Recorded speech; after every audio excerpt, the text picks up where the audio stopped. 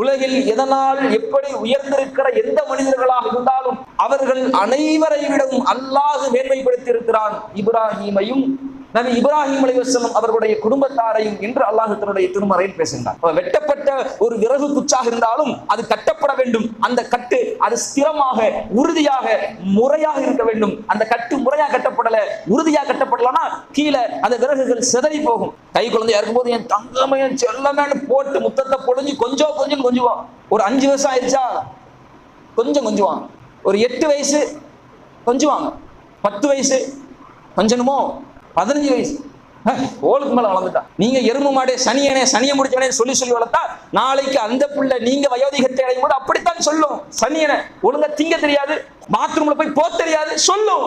நபி இப்ராஹிம் அலைஹிஸ்ஸலாம் அவர்கள் தன்னுடைய பிள்ளையிடத்தில் போய் கருத்து கேட்டார்கள். பந்தோரு மாதா தரா, உன் கருத்து என்னப்பா சொல்லுன்னா. கருத்தா ஒத்திக்கிட்டு சொல்றதை கேட்கணும். வாயை திறந்த அடி விழுவும். யாரும் இல்லாத மனிதர்களே இல்லாத கேட்டாலும் கிடைக்காத ஒரு பாலைவனத்தில் போய் விடும் பொழுது, அதுவும் கை குழந்தையாக விடும் பொழுது எப்படி இருந்திருக்கணும் அவங்க மனசு. ஆனா அவங்க சொன்ன வார்த்தை என்ன? லாயுலையுனா, அல்லாஹ் எங்களை கைவிட மாட்டான்னா. ஏன்பா என்னால முடியாது, உங்களால முடியாது, அந்த மருத்துவரால் கூட முடியாது, படைத்த இறைவனால் முடியாதா, அந்த எஜமானால் முடியாதா? கமல்லம் எர்ல எவன் அதை புரிஞ்சிக் கொள்ளவில்லையோ லம் யுபாரிக் லஹு, அவருடைய வாழ்க்கையில் பரக்கத்துங்கிறதே இருக்க. யா அய்யுஹல்லதீன ஆமனு தக்குல்லாஹ ஹக்க துகாத்திஹி வலா தமூதுன்ன இல்லா வஅன்தும் முஸ்லிமூன். அகில உலகையும் படைத்து அதை பரிபாலிக்கிற அகிலத்தின் இரட்சகனாம் அல்லாஹ்விற்கே அனைத்து புகழும் புகழ்ச்சியும் குறித்தானதாக. இந்த சத்திய இஸ்லாத்தை அதன் தூய்மையான வடிவில் தங்களுடைய வாழ்வில் இயன்றளவு கடைபிடித்து வாழுகின்ற ஒவ்வொரு முஸ்லிம்களின் மீதும் வல்ல ரஹ்மானின் சாந்தியும் சமாதானமும் என்றென்றும் நின்று நிலவட்டுமாக என்று பிரார்த்தித்தவனாக எனது உரையினை ஆரம்பிச்சுள்ளேன். கண்ணியம் நிறைந்த எல்லாம் வல்ல அல்லாஹுவின் நல்லடியார்களே, நமது ஜமாத்தின் சார்பில் அழகிய முன்மாதிரி நபி இப்ராஹிம் அலைஹிஸ்ஸலாம் என்ற தலைப்பின் கீழ்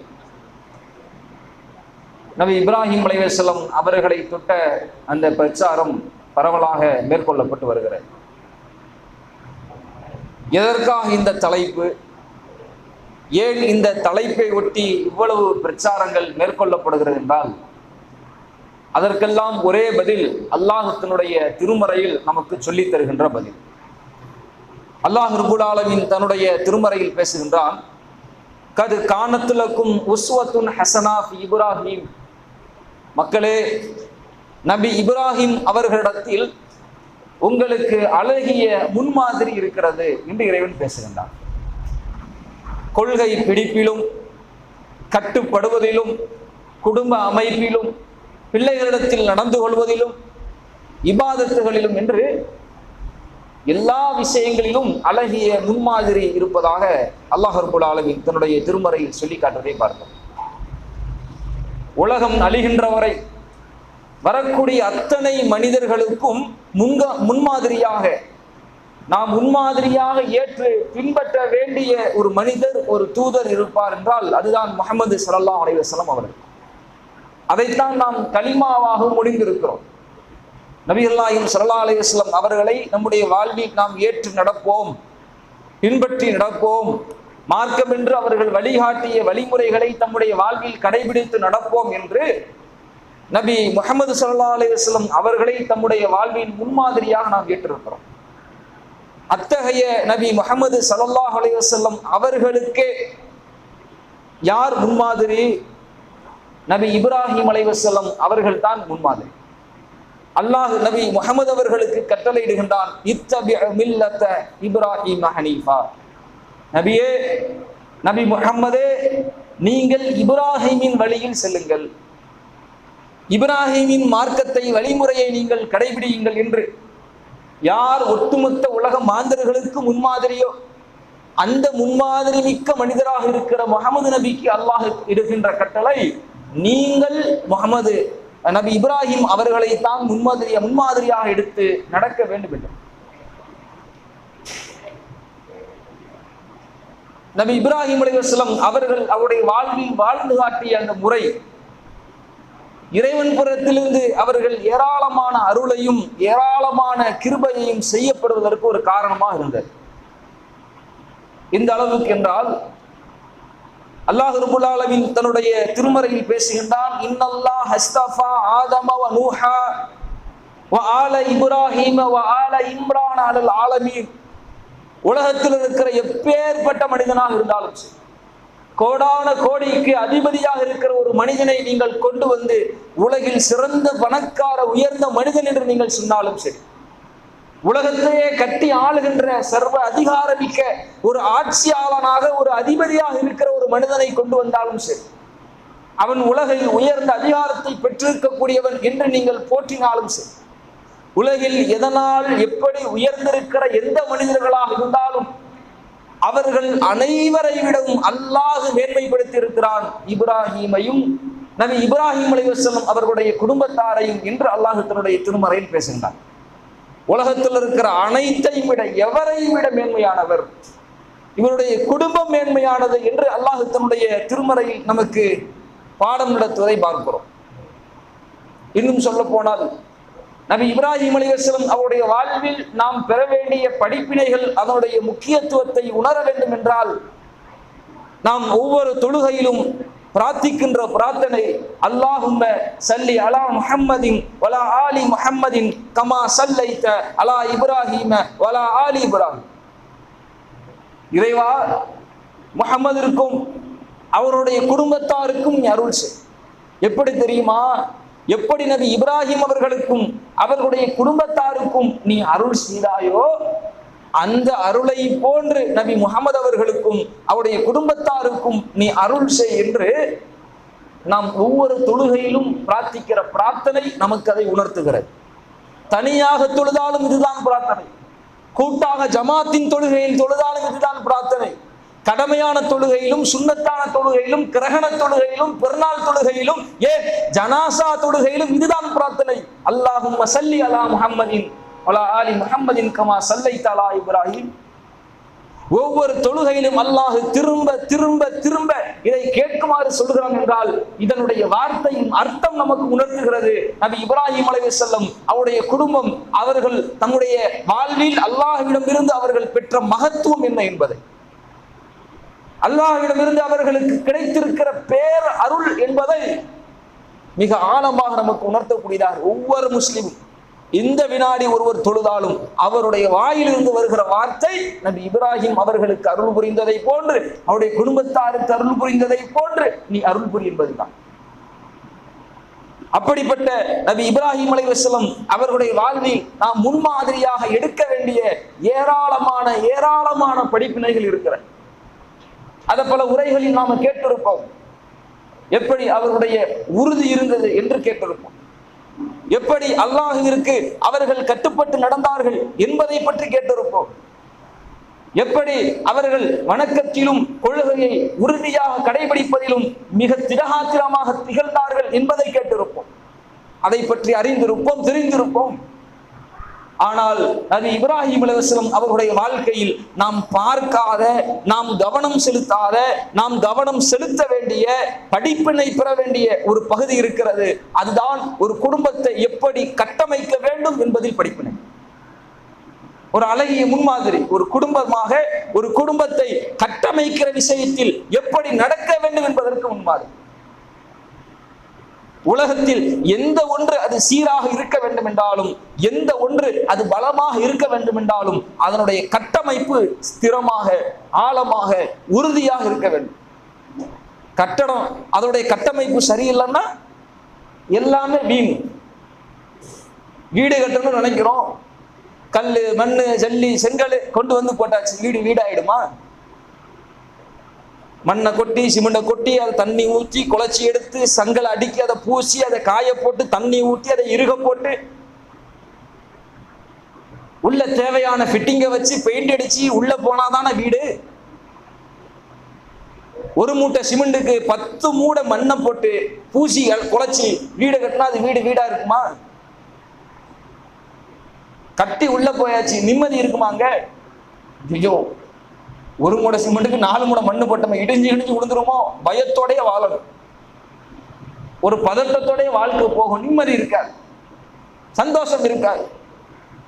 எப்படி ஒரு கட்டிடம் கட்டப்படுகிற ஒரு கட்டிடத்தின் வீட்டினுடைய கட்டமைப்பு அது சரியாக முறையாக சீராக இல்லை என்றால் அங்கே பயமும் பதட்டமும் நிம்மதியற்ற நிலையும் இருக்குமோ, அதுபோன்று குடும்பம், அந்த குடும்பம் சரியாக சீராக முறையாக கட்டமைக்கப்படவில்லை என்றால் அங்கே நிம்மதி இருக்காது, சந்தோஷம் இருக்காது, மன அமைதி இருக்காது. எந்த குடும்பம் அது சரியாக ஸ்திரமாக முறையாக கட்டமைக்கப்படுகிறதோ அங்கே நிம்மதி, சந்தோஷம், சகோதரத்துவம், இணக்கம், புரிந்துணர்வு ஆழமாக இருக்கும். ஒரு விறகு இருக்கு, விறகு வெட்டக்கூடியவர் விறகு வெட்டிட்டாரு, அப்படியே கையில பொறுக்கி தூக்கி வச்சு தலையில வச்சு கொண்டு வர முடியுமா? எப்படியே கஷ்டப்பட்டு அப்படி கொண்டு வந்தாலும் சின்ன ஒரு தடுமாற்றம் போதும் அவர் கொண்டு வந்த ஒட்டுமொத்த விறகையும் சரிப்பதற்கு. வெட்டப்பட்ட ஒரு விறகு குச்சாக இருந்தாலும் அது கட்டப்பட வேண்டும். அந்த கட்டு அது ஸ்திரமாக உறுதியாக முறையாக இருக்க வேண்டும். அந்த கட்டு முறையாக கட்டப்படல, உறுதியாக கட்டப்படலன்னா கீழே அந்த விறகுகள் சிதறி போகும். சாதாரண ஒரு விறகு குச்சி, ஒரு விளக்கமாத்து குச்சி அது ஒன்றிணைத்து சரியாக கட்டப்படும் பொழுதுதான் அதனுடைய முழுமையான பலன் கிடைக்கும் என்றால், ஒரு குடும்பமாக நாம் நம்முடைய குடும்பத்தை சரியாக கட்டமைக்கவில்லை என்றால் அந்த குடும்பம் நிம்மதியான குடும்பமாக இருக்க முடியாது. உலகத்தின் பார்வையில், உலகத்தின் காட்சிக்கு மதிப்பாகவும் உயர்வாகவும் செல்வ நிலையில் தன்னை உயர்த்தி கொண்டவர்களாகவும் காட்டிக்கொள்ளலாம். ஆனால் உள்ளளவில் சந்தோஷம், புரிந்துணர்வு இருக்க.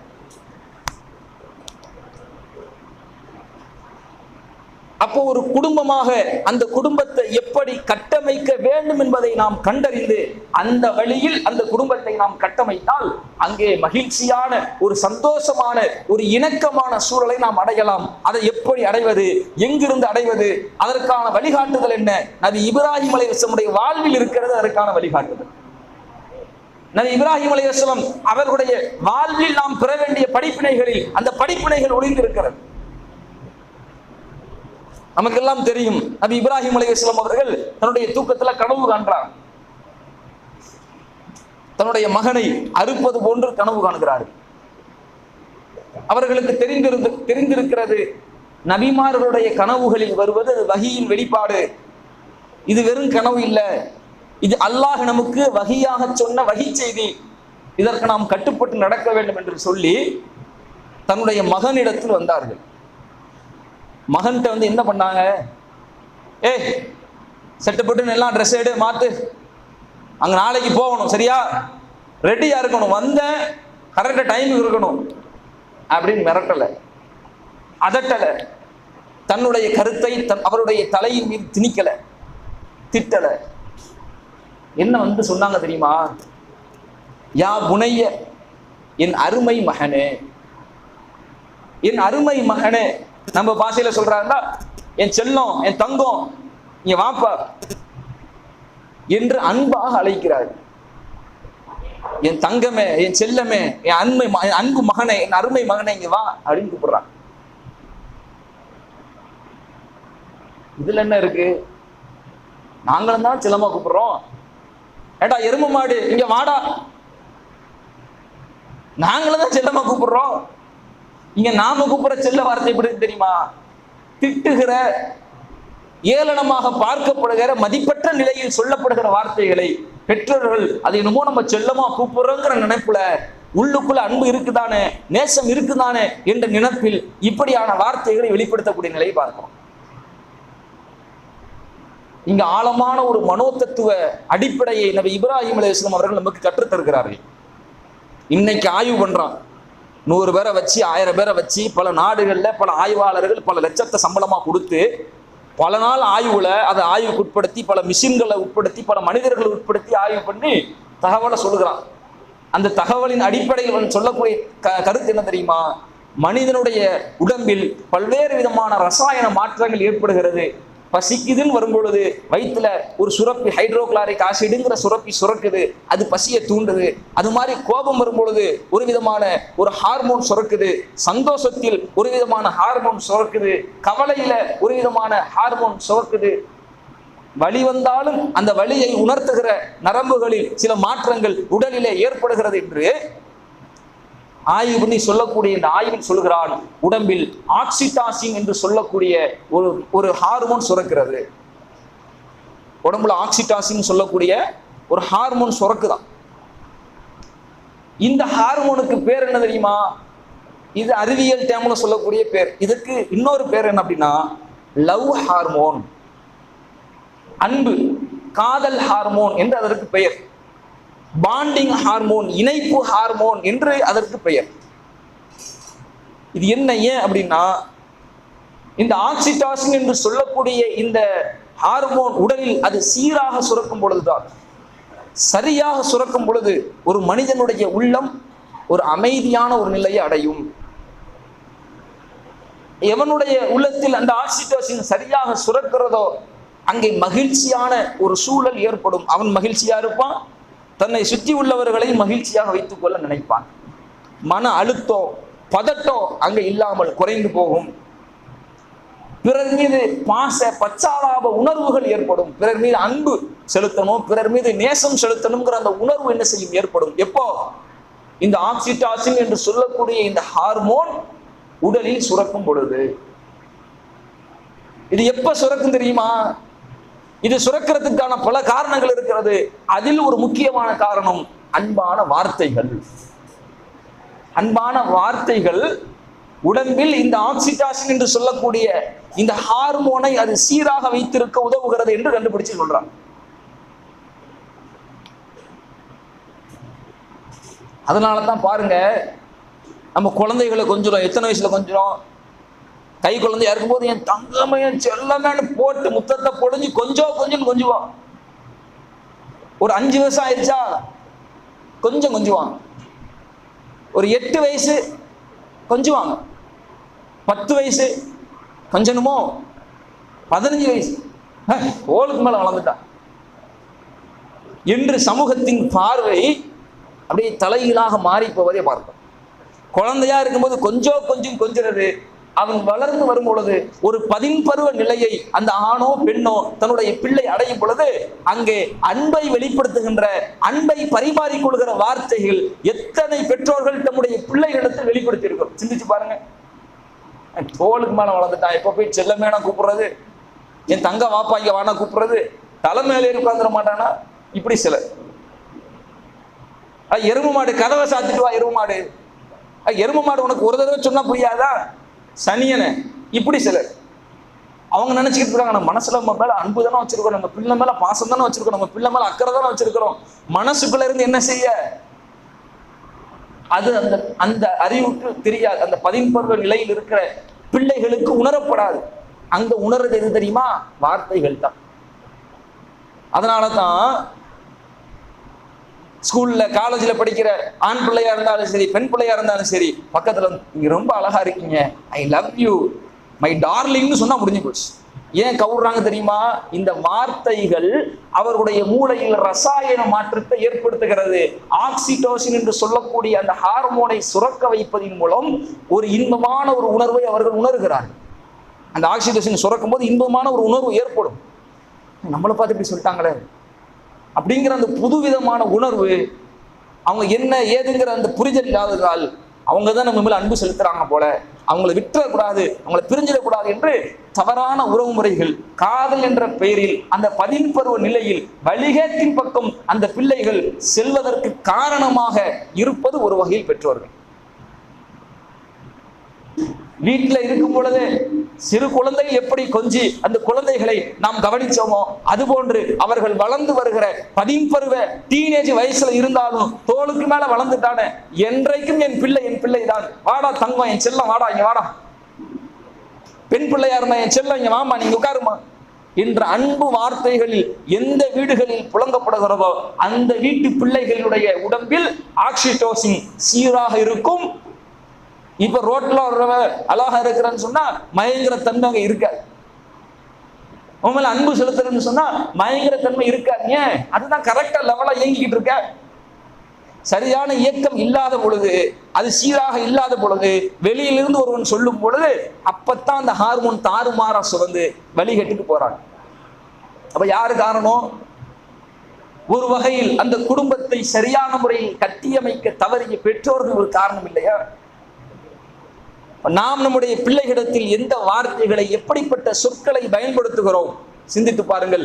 நபி இப்ராஹிம் அலைஹிஸ்ஸலாம் அவருடைய வாழ்வில் நமக்கு படிப்பினை இருக்கிறது. சின்ன பையனா, புரிகிற வயசுதான், புரிகிற வயசுல இருக்கக்கூடிய பையன்ட்ட போய் என் அருமை மகனை, என் செல்ல தங்கமே, ஊர் என்ன நினைக்கும், உலகம் என்ன நினைக்கும், இப்படித்தான் பலருடைய எண்ணம் இருக்கிறது. பெருசா வளர்ந்த பிள்ளைய போய் தங்கம், செல்லம், டார்லிங்னு கூப்பிட்டு இருக்கான், லவ் யூன்னு சொல்லிட்டு இருக்கான். ஊர்ல உள்ளவன் கேவலம் பார்க்க மாட்டான். எதுனா கேவலம்? ஊர்ல உள்ளவன் 4 பேர் நம்ம புள்ள தவறா போகும்பொழுது பேசுவான், அது கேவலமா? என் பிள்ளை நான் அன்பா பேசி அன்பா கூப்பிடுறது கேவலமா? அது ஒரு பெண் பிள்ளை வளர்ந்துட்டா ஒரு தகப்பன் பெண் பிள்ளைய கையை கொடுத்து சலாம் கொடுக்கறத இந்த சமூகம் கேவலமா பார்க்குது.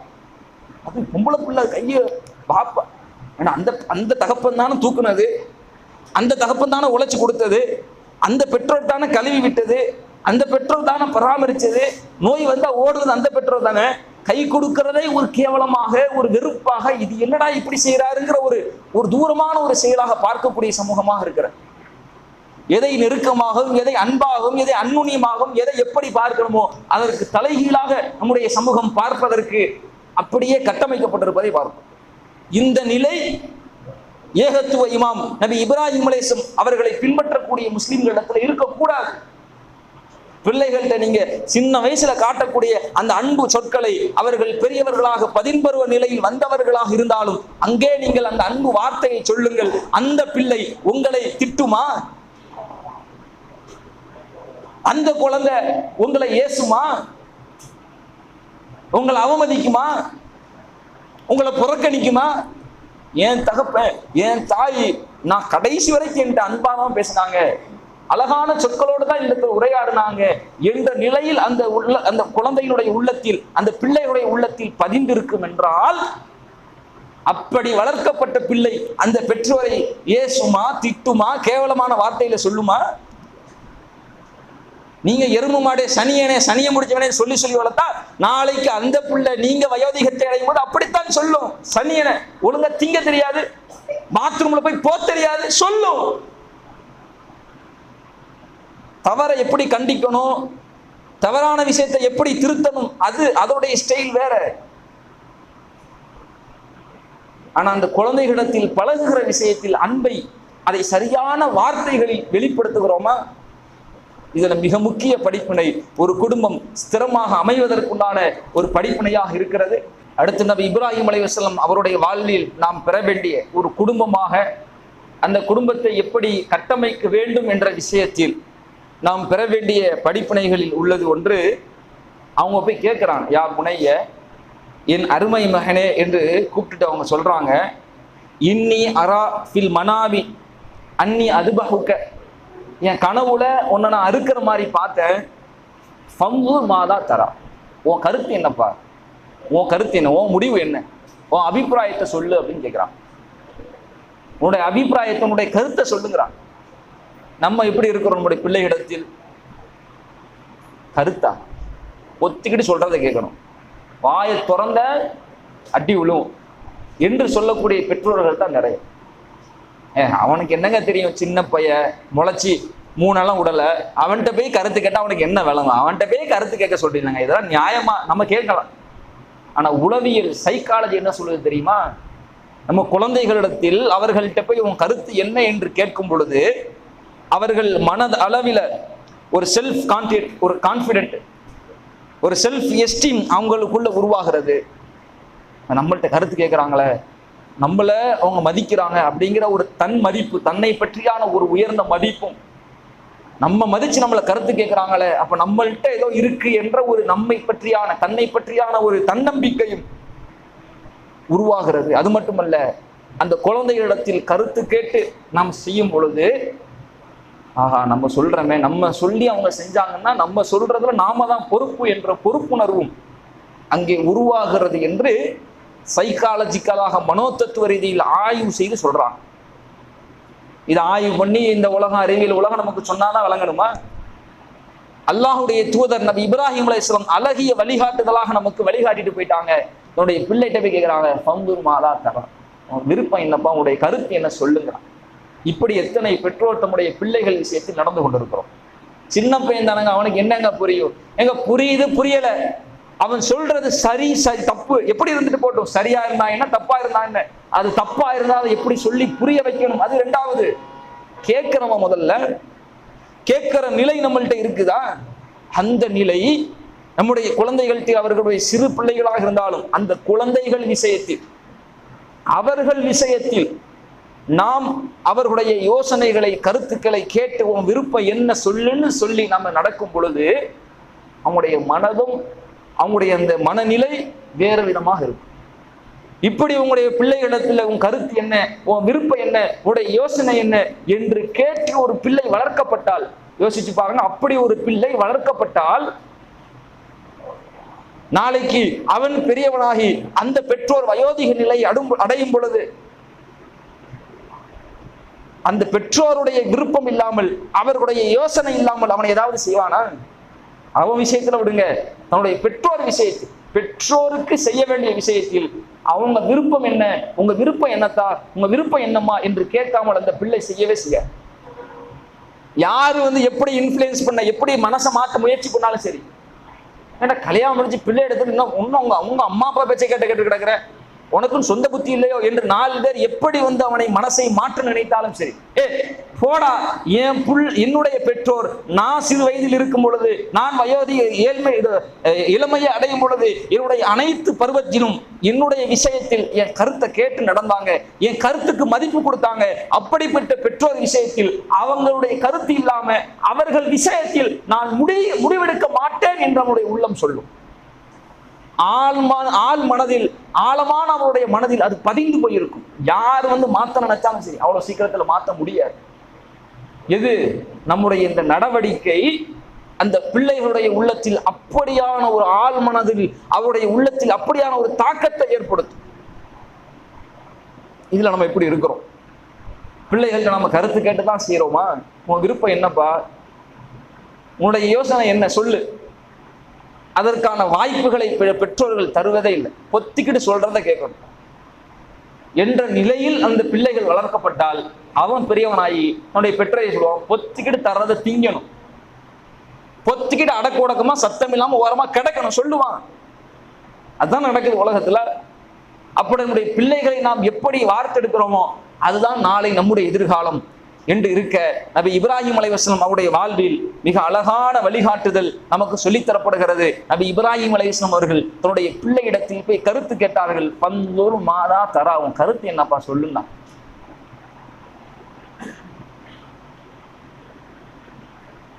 இப்படி கேட்டு உங்களுடைய பிள்ளைகளை நீங்கள் வளர்த்து பாருங்கள். ஒரு தடவை சொல்ல தெரியாம சொல்லுவான், ஒரு தடவை ஏதோ வாயில வந்ததை சொல்லுவான். ஆஹா, தொடர்ந்து கேட்கிறாங்களே, கொஞ்சம் கவனமா தான் சொல்லணும்னு யோசிக்க ஆரம்பிப்போம். ஆஹா, நம்மளை கேட்டு செய்யறாங்களே, அவங்க விஷயத்தில் நம்மளும் கேட்டுதான் நடக்கணும்னு மாற ஆரம்பிப்பான். இப்படி நம்முடைய பிள்ளைகள் விஷயத்தில், அவர்கள் விஷயத்தில் அவர்களுடைய யோசனைகளை கருத்துக்களை கேட்டு வளர்க்கப்பட்ட பிள்ளை அப்படியான ஒரு பிள்ளையாக தன்னுடைய பெற்றோருடைய விருப்பத்தை கேட்டு நடக்கிற பிள்ளையாக இருக்கும். அதில் நபி இப்ராஹிம் அலைஹிஸ்ஸலாம் அவருடைய வாழ்வில் நமக்கு மிக அற்புதமான படிப்பினை இருக்கிறது. நம்முடைய குடும்பத்தை கட்டமைப்பதற்கான படிப்பினை. அடுத்து என்ன? நபி இப்ராஹிம் அலைஹிஸ்ஸலாம் அவருடைய குடும்பத்தை எப்படி தாங்குகின்ற மனம் உள்ள, நல்ல உறுதிமிக்க மனம் உள்ள குடும்பமாக கட்டியமைத்திருக்கிறார்கள் என்பதை பாருங்கள். போய் தன்னுடைய மனைவியையும் தன்னுடைய கை குழந்தையும் அழைத்து கொண்டு போறாங்க. நமக்கு தெரிஞ்ச வரலாறு. பாலைவனத்துல விட்டுட்டு போயிட்டாங்க. அப்ப அவங்க கேட்டாங்க, ஹாஜர் அம்மையார் கேட்டாங்க, யா இப்ராஹிம் ஐன ததுகபு, இப்ராஹிம் எங்க போறீங்க? தத்ருக்குனா பிஹாதல் வாதில்லதி லைஸ ஃபீஹி அனீசும் வலா ஷையும், எந்த மனுஷனே இல்லை, ஒரு புல்லு பூண்டு எதுவுமே இல்லை, இங்க எங்களை விட்டுட்டு நீங்க போறீங்களே. காலத்துலகு தாலிக்க மிராரன், திரும்ப திரும்ப அதையே கேட்கிறாங்க. அவர்கள் திரும்பியே பார்க்காம போயிட்டே இருக்காங்க. கடைசி அவங்க கேட்ட வார்த்தை, அல்லாஹு அமரக்க பிஹாதா, இதுக்கு மட்டும் பதில் சொல்லுங்க, அல்லாஹ் தான் உங்களுக்கு இந்த கட்டளையை சொன்னானா?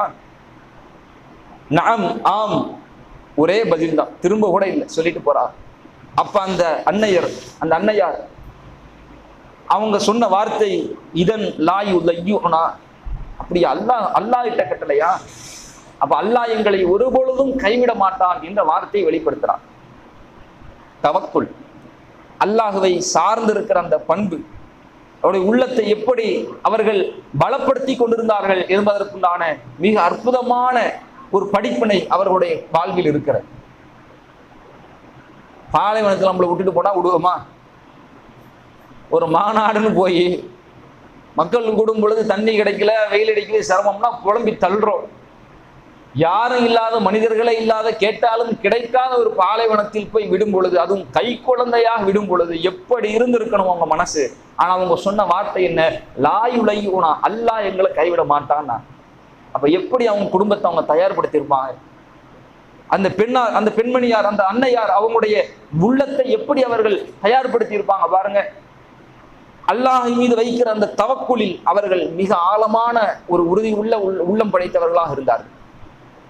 இப்படி ஒரு குடும்பம் அமைந்து விட்டது என்றால் என்ன வந்தாலும் சரி, அல்லாஹ் எங்களுக்கு தந்தது இது என்ற நிலையில் அதை அணுக ஆரம்பித்து விட்டால் அந்த குடும்பத்துல சச்சரவுக்கு வேலையே இல்லைங்க, மனக்கசப்புக்கு, சண்டைக்கு வேலையே இல்லை. அல்லாஹ் எங்களை கைவிட மாட்டான் என்கின்ற அந்த எண்ணம். ஆனா இன்னைக்கு என்ன நடக்குது?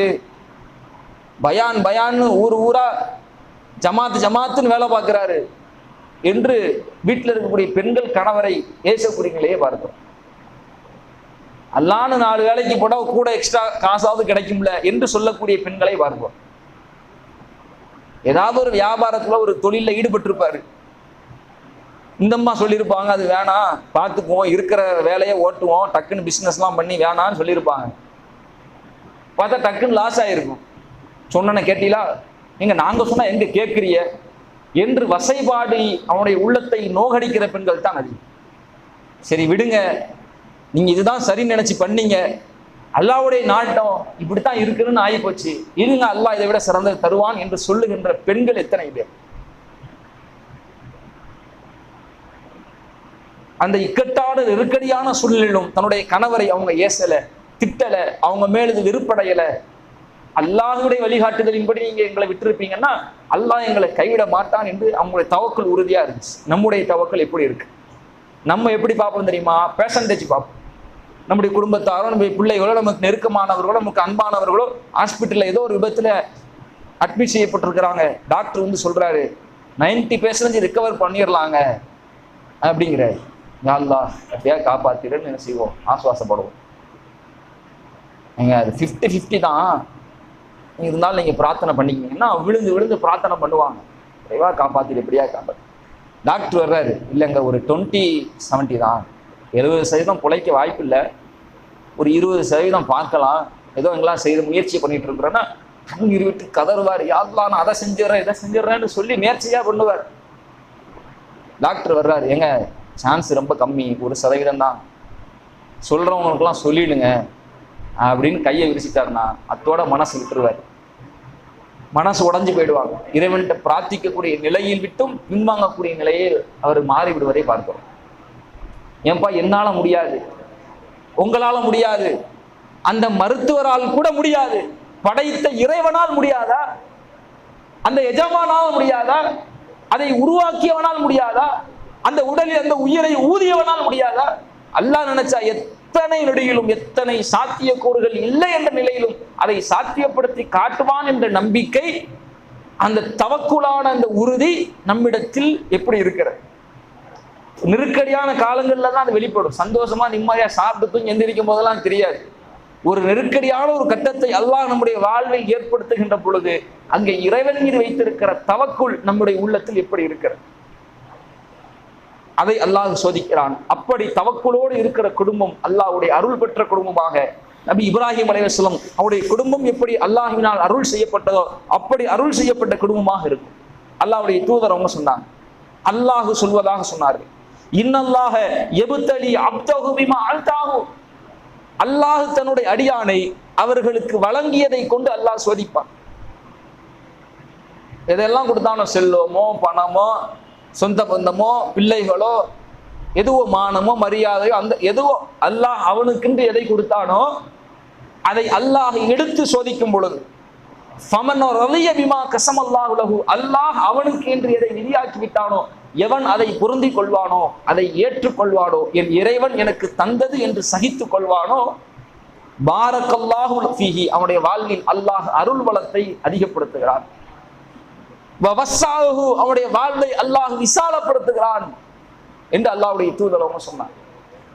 அல்லாஹ் நம்முடைய வாழ்வில் நமக்கு தரக்கூடிய அந்த சோதனைகளை, நமக்கு தந்ததை அவன் எடுக்கும் பொழுது, ஐயோ போச்சு, எல்லாம் போச்சு, எல்லாம் இருந்துட்டோம், எல்லாம் இழந்துட்டோம், இதுக்கு மேல என்ன செய்யறது என்று மனம் விடாமல், மனம் நொந்து போகாமல், எந்த நிலை வந்தாலும் என் இறைவன் ஏற்படுத்திய நிலை இது என்ற நம்பிக்கையில், அந்த தவக்குலில் இருக்கும் பொழுது, எந்த நெருக்கடியான கட்டமாக இருந்தாலும் அதை நாம் ஏற்றுக்கொண்டு சகித்து கொண்டு இது என் இறைவன் தந்தது என்ற உள்ள நினைவோடு நாம் நகரும் பொழுது, பாரக்கல்லாஹு ஃபீஹி, அல்லாஹ்வுடைய வாழ்வில் அருள் வளத்தை அள்ளி வழங்குவான். வபஸ்ஸாஹு, அவருடைய வாழ்வு ஒடுங்கி போகவில்லை, முடங்கி போகவில்லை, இத்தோடு முடிந்து போகவில்லை. வபஸ்ஸாஹு, அப்போதுதான் அவனுடைய அந்த பொறுமைதான், அந்த தவக்குள் தான், அந்த உறுதிதான் வபஸ்ஸாஹு அவனுடைய வாழ்வை விசாலமாக்கும் என்று அல்லாஹ்வுடைய தூதர் அவங்க சொன்னாங்க. சொல்லிட்டு சொன்னாங்க, ஃபமல்லம் எருல, எவன் அதை பொருந்திக் கொள்ளலையோ, ஐயோ போச்சே, எல்லாம் போச்சே, எனக்கு தான் அப்படி வரணுமா, இப்படித்தான் ஆகணுமா, இதாகணுமான்னு புலம்பி தள்ளுறானோ, என் இறைவன் தந்தது என்று ஏற்க மனமில்லாமல் தெரிவானோ, அல்லாஹ்வுடைய முடிவு என்று அவன் தன்னுடைய உள்ளத்தை உறுதி கொள்ளாமல் இருப்பானோ, ஃபமல்லம் எருல, எவன் அதை பொருந்திக் கொள்ளவில்லையோ, லம் யுபாரிக் லஹு, அவனுடைய வாழ்க்கையில் பரக்கத்துங்கிறதே இருக்க. நீ அப்படித்தான் நினைச்ச, எல்லாம் போச்சுதான் நினைச்ச, போச்சுதான்டா போ, ஒண்ணு கிடையாது என்று அவனுடைய வாழ்வின் பரக்கத்தையும் விசாலத்தன்மையையும் அல்லாஹ் எடுத்து விடுவதாக அல்லாஹ்வுடைய தூதர் அவங்க சொல்லி காட்டுறாங்க. இப்ப எப்படி நபி இப்ராஹிம் அலைஹிஸ்ஸலாமுடைய வாழ்வில் அவருடைய குடும்பத்தார் இறைவன் மீது கொண்டிருக்கிற அந்த தவக்குலில் மிக ஆழமாக இருந்தார்களோ, அத்தகைய அந்த ஆழமான உணர்வு நம்மிடத்தில் இருந்தால் அந்த வீடுகளில் புலம்புதல் இருக்காது, அந்த வீடுகளில் அங்கே நெருக்கடியான மனநிலை இருக்காது. அல்லாஹ் தந்தது, அல்லாஹ் எடுத்தான், அல்லாஹ் திருப்பி இதை விட சிறந்தது தருவான் என்ற பொறுமை அங்கே இருக்கும். அதைத்தான் அவருடைய பிள்ளை நபி இஸ்மாயில் அவர்கள் சொன்ன வார்த்தை நமக்கு எடுத்து காட்டுகிறார். உன்னை அறுக்கிற மாதிரி கனவு கண்ட, உன் கருத்து என்ன? அத்தா, உங்களுக்கு என்ன சொல்லப்பட்டுச்சோ நீங்க அதை செய்யுங்க. தஜிதுனி இன்ஷா அல்லாஹ் மினஸ் சாபிரின், என்னை நீங்க பொறுமையா தான் காப்பீங்க, என்னை நீங்க பொறுமையா தான் பார்ப்பீங்க, எந்த விதத்திலும் உங்களுக்கு நான் முரண்டு பிடிக்க மாட்டேன், கட்டுப்படாமல் போக மாட்டேன், என்னை பொறுமையாக அங்கே நீங்கள் பார்ப்பீர்கள் என்று சொன்னார்களே. எப்படி? அப்படி அந்த குடும்பம் இறைவன் மீது கொண்டிருக்கிற தவக்குலில் உறுதியாக இருந்த. நம்முடைய வாழ்வில் எந்த நிலை வந்தாலும் அது அல்லாஹ் தந்தது என்ற நிலையில் நம்முடைய உள்ளத்தை பக்குவப்படுத்தும் பொழுது அந்த குடும்பத்தில் மன கசப்புகள், வெறுப்புகள், குரோதங்கள் எந்த நிலையிலிருந்தும் அந்த குடும்பம் தூய்மைப்படுத்தப்பட்ட, சுத்திகரிக்கப்பட்ட குடும்பமாக இருக்கும். இப்படி நம்முடைய குடும்பத்தை கட்டமைக்க கடமைப்பட்டிருக்கும். குடும்பத்தின் அஸ்திவாரமாக இருக்கிற ஒரு குடும்பமே அப்போதுதான் உருவாகிறது என்று சொல்லப்படுகிற அந்த பிள்ளைகளின் விஷயத்தில் எப்படி நபி இப்ராஹிம் அலைஹிஸ்ஸலாம் அவர்கள் நடந்தார்களோ அப்படி அன்பு வார்த்தைகளை சொல்லி அவர்கள் விஷயத்தில் அவர்களின் விருப்பங்களை கேட்டு நம்முடைய குடும்பத்தில் அல்லாஹ் மீது கொண்டிருக்கிற தவக்குலை அதை ஆழப்படுத்தி அதிகப்படுத்தி நம்முடைய குடும்பத்தை கட்டமைக்கின்ற பொழுது அந்த நபி இப்ராஹிம் அலைஹிஸ்ஸலாம் எப்படி அல்லாஹ்வினால் அருள் செய்யப்பட்டார்களோ, அல்லாஹ்வினால் உயர்த்தப்பட்டார்களோ, அல்லாஹ்வினால் நெருக்கமாக்கப்பட்டார்களோ, அப்படி அல்லாஹ்வினால் உயர்த்தப்படுகிற, போற்றப்படுகிற, நெருக்கமாக்கி வைக்கப்படுகிற, அல்லாஹ்வின் பேரருள் பொழியப்படுகின்ற குடும்பமாக நம்முடைய குடும்பம் மாறும். அத்தகைய நிலையை அல்லாஹ் ரப்பல் ஆலமீன் நம் ஒவ்வொருவருக்கும் தந்து அருள் புரிய வேண்டும் என்று பிரார்த்தித்து நிறைவு செய்கிறேன். வாஹிரு தஅவானா அல்ஹம்துலில்லாஹி ரப்பில் ஆலமீன். அஸ்ஸலாமு அலைக்கும் வரஹ்மத்துல்லாஹி வபரகாத்துஹு.